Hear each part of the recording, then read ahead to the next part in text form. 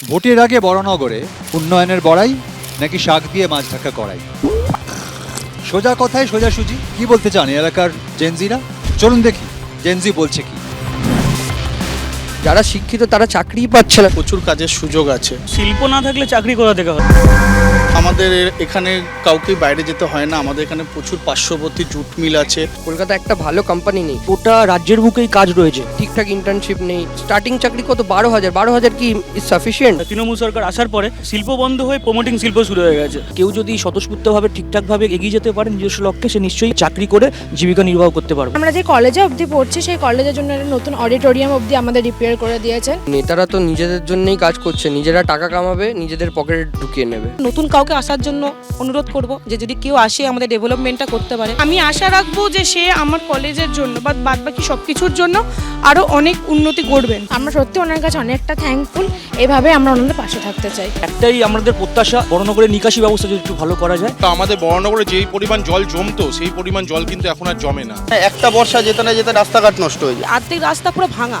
সম্পূর্ণ ব্যক্তিগত উদ্যোগে তড়িঘড়ি উনি সরকারের বিভিন্ন দপ্তরে কথা বলে আমাদের এই এত সুন্দর রাস্তা উনি উপহার দিয়েছেন। এই রিসেন্টলি ভোট আসছে বলে এতদিনে মানে তাদের মনে পড়েছে রাস্তা তৈরি করতে হবে, আর তার জন্য কি করেছে, খুঁড়ে খাড়ে আরো বেহাল অবস্থা করে রেখে দিয়েছে। ওখান থেকে যদি কোনো পেশেন্ট বলুন বা আমাদের যেতে যাই তখন আমাদের অসুবিধা প্রচুর হয়। এই সমস্ত অঞ্চলেই আলো আছে। রাত্রিবেলা বাড়ি আসতে হয়, কি আমিও ভাবি যে আমি কি সুরক্ষিত আছি। এই বড়নগর ছিল বাম দুর্গ এক সময়, তখন রাত্রি 8টার পরে মানুষ বেরোতে পারতো না। প্রত্যেকটা জায়গায় সিসিটিভি, প্রত্যেকটা রাস্তায় স্ট্রিট লাইট দেওয়ার ব্যবস্থা অবধি উনি করে দিয়েছেন। আমরা যে কোনো সমস্যা ওনাকে তড়িঘড়ি জানাতে পারি, খুব তাড়াতাড়ি সেই সমস্যার সমাধানে উদ্যত হন তিনি। মাঝে মধ্যে আমাদের পানীয় জল আসে না বা পানীয় জল ঘোলাটে আসে, কিনে খেতে হয়। টিএমসি সরকার যতদিন থাকবে ততদিন আমরা কোনো স্বপ্ন দেখতে পারবো না। খুব সুষ্ঠুভাবে আমাদের বড়নগরকে রেখেছেন আমাদের বিধায়িকা, এবং আমরা তো আবারও ওনাকেই চাইছি।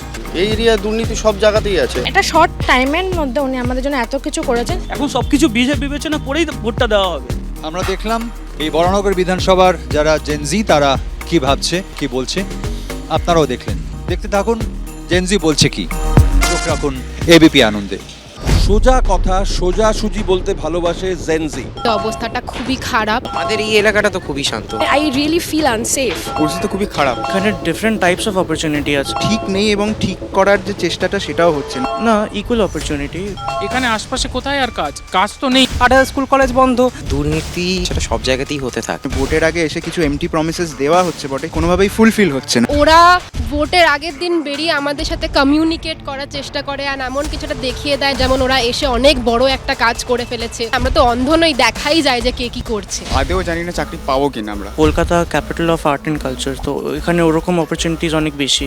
টিচার ইনচার্জ বলছে আমাদের স্কুলে টিচার নেই, আমরা বাধ্য হচ্ছি ছাত্রদের থেকে 1200 টাকা করে নিয়ে সেই টাকায় টিচার নিতে। Very disappointed. চাকরি দিচ্ছে না, শিক্ষক নিয়োগ করছে না। আমার চাকরি থাকবে কে গ্যারান্টি দেবে? সরকার গ্যারান্টি দেবে? দেবে না। তাই আমি সরকারকে কেমন ভোট দেবো? এন্ড অফ দ্য ডে গিয়ে তারা যদি রাজনীতি বিমুখ হয়ে যায়, তাহলে আমাদের কেন্দ্রে যে বসে আছে, আমাদের রাজ্যে যে বসে আছে, তাকে যে সরিয়ে দিতে হবে, তারা যে ঠিক নয় এইটা নিয়ে ভাবতে শুরু করে দেবে আমাদের যারা নিউ জেনারেশন। সেটা যাতে না ভাবতে পারে তার জন্য তাদেরকে রাজনৈতিক বিমুখ করে দেওয়ার বিভিন্ন রকম চেষ্টা চলছে। এই রাসবিহারী বিধানসভা কেন্দ্রই হচ্ছে একমাত্র কেন্দ্র যেখানে বুক ভরে নিঃশ্বাস নেওয়া যায়, বুক ভরে অক্সিজেন নেওয়া যায়। কলকাতা শহরের মধ্যে এখানেই, এই কেন্দ্রের মধ্যেই এখনো অবধি যেটুকু গাছপালা ফুল পাখি সব দেখতে পাওয়া যায়, তার কারণ হলো লেক। আমরা দেখেছি রবীন্দ্র সরোবরের ভেতরে কিছুদিন আগে প্রমোটিং করার একটা ধান্দা চলছিল। সাধারণ মানুষরা প্রতিবাদ করেছিল যে রবীন্দ্র সরোবরের ভেতরে প্রমোটিং কেন হবে, সেটা কি করে পারমিশন দিলেন, কে দিল, কত টাকা খেয়ে আপনারা এই পারমিশন দিলেন? যেই মুখ্যমন্ত্রী মেয়েদেরকে বলে যে রাত্রি 8টার পরে বাইরে বেরোনা, তাকে আমি কেন ভোট দেবো? বা যেই প্রধানমন্ত্রী মন্দির মসজিদ নিয়ে পড়ে রয়েছে, তাকে আমি কেন ভোট দেবো?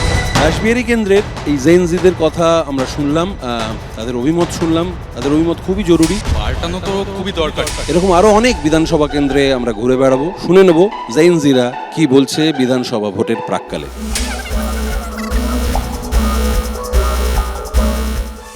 এবিপি আনন্দ, এগিয়ে থাকে, এগিয়ে রাখে।